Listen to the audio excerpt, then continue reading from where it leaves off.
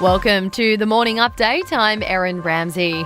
A review of teacher training will be announced today. The federal government will appoint a panel of experts to do a 6-month review of education courses in a bid to improve the quality of teachers. It follows Australia's slide in world rankings in reading, maths and science. An infectious diseases expert says it'll take until the end of the year to vaccinate all Australians at the current rate. Professor Mary Louise McLaws from the University of New South Wales says the federal government has been too slow setting up mass vaccination centres. She says finalising the program in 12 months depends on supply. We probably need about 40,000 injections per day for AstraZeneca to reach to the end of June next year, and then 60,000 injections per day of Pfizer. Rebuilding homes damaged by Cyclone Seroja in Western Australia could take 2 years. 270 properties in Kalbarri and Geraldton are affected. WA's Emergency Services Commissioner Darren Clem says they face some complex challenges. The amount of asbestos that's likely to be in the affected area means that additional precautions need to be taken when the clean-up's done, and so that adds time. Former Defence Minister Linda Reynolds says allegations of rape in her office highlights the need for reform at Parliament House.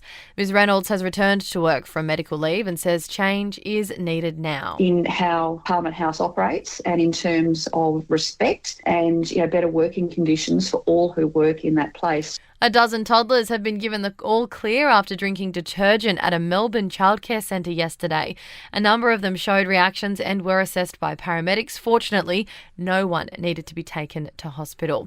And Australians are spending an average of 5.5 hours a day on their mobile phone. That jumps to 7.3 hours for those under 24 and 6.7 hours a day for 25 to 40-year-olds. The average Aussie now gets their first mobile phone at the age of 10.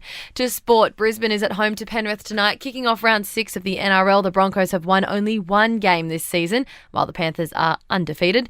In AFL, St Kilda plays Richmond at Docklands tonight, and in the A-League, Adelaide has beat Macarthur FC 3-1. In entertainment news, the royal family have released a portrait of the Queen and Prince Phillip with their 7 great-grandchildren. The pic was taken in 2018 and was released in the lead-up to Philip's funeral on Saturday. Meanwhile, Princess Eugenie is the latest royal to pay tribute to her late grandfather. She posted to social media telling of how Prince Phillip taught her to cook, paint and read. Netflix will air a special this weekend in honour of the late Chadwick Boseman. The Black Panther star lost his battle with cancer last year. Chadwick Boseman, Portrait of an Artist, will premiere on the streaming platform on Saturday. And tennis superstar Serena Williams has confirmed that she's letting the cameras in for a new Amazon docu-series. The Grand Slam champ will also executive produce the project, which is still yet to be named. That's your latest from the Nova Podcasts team. We'll see you this afternoon for another episode of The Update.